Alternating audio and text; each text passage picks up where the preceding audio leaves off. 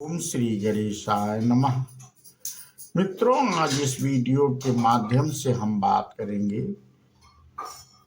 भगवान पर निर्भरता। आज का प्रसंग मित्रों यही है और इसी पे चर्चा करेंगे। जैसे कि बिल्ली का बच्चा अपनी माँ पर निर्भर करता है, हमें उससे भी बढ़कर भगवान पर निर्भर होना चाहिए। 2 साल का छोटा बालक थोड़ी देर के लिए भी माँ को छोड़ना नहीं चाहता। वह माँ के ही भरोसे रहता है। माँ चाहे मारे चाहे पाले, वह माँ के सिवा दूसरे को नहीं जानता। वह तो एक माँ पर ही पूर्णतया निर्भर है। इसी प्रकार कल्याणकामी को अपने कल्याण के लिए भगवान पर निर्भर होना चाहिए। भगवान तारे चाहे मारे, उनमें से कुछ भी विचार ना करें, केवल भगवान के ही भरोसे रहें। भगवान के विधान के अनुसार सुख दुख आदि जो कुछ प्राप्त होते हैं, उनको भगवान का भेजा हुआ पुरस्कार मानकर हर समय प्रसन्न रहना चाहिए और अपने द्वारा होने वाले कार्यों में ऐसा समझना चाहिए कि हमारे सारे कर्म भगवान जैसे करवाते हैं वैसे ही होते हैं। किंतु इस विषय में अकर्मण्यता, कर्म करने में जी चुराना और सकाम कर्म तथा शास्त्र विपरीत कर्म यदि होते हों तो यह समझना चाहिए कि हमारे कर्मों में भगवान का हाथ नहीं है, काम का हाथ है।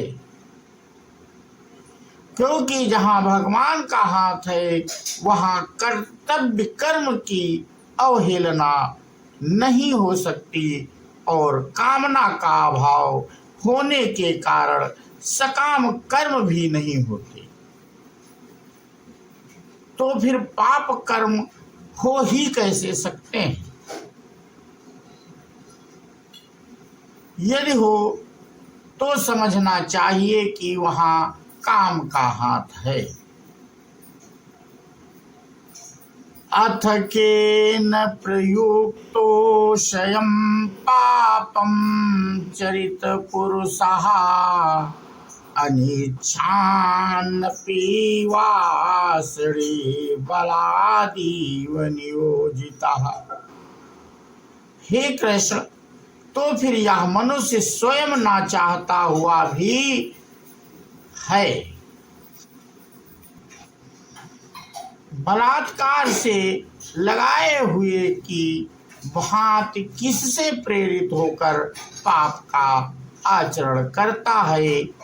इसके उत्तर में भगवान ने कहा है, काम एष क्रोध एव रजो गुण समुद्भवः महानाशो महापापमा विद्ये निमिहि वैरिरम्। रजोगुण से उत्पन्न हुआ यह काम ही क्रोध है। यह बहुत खाने वाला अर्थात भोगों से कभी ना अघाने वाला और बड़ा पापी है। इसको ही तुम इस विषय में बैरी जानो। भगवान पर निर्भरता का यह अर्थ नहीं है कि वह बालक की भांति सर्वथा कर्मों का त्याग कर देता है। बालक को ज्ञान नहीं है इसलिए उसके लिए कर्तव्य लागू नहीं पड़ता, किंतु जिसको ज्ञान है वह सर्वथा कर्म छोड़कर बैठे तो वह भगवान पर निर्भरता नहीं, वरम अकर्मण्यता प्रमाद है। जो भगवान पर निर्भर हो जाता है वह चिंता, शोक, भय, ईर्ष्या, उद्वेग आदि दुर्गुणों से रहित हो जाता है।